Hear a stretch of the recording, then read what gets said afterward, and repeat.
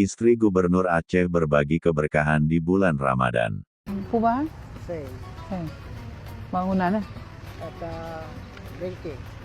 Ada tarik becaknya. Ya, Siura apa dulu mah? bengkel. Macam-macam. Ini buka puasa untuk rumput. Alhamdulillah. Ni kak.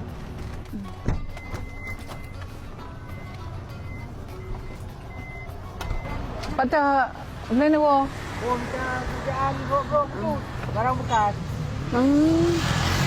Nah, nah sedekah macam untuk buka puasa kan? Keluarga lah. Dari Pak boleh. Belum dari mana Aceh? Mana ada orang kedua kampung, Wati Utara. Belum keluar.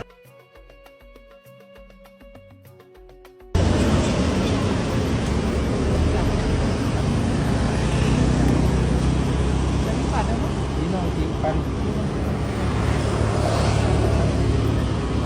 Ini nomor?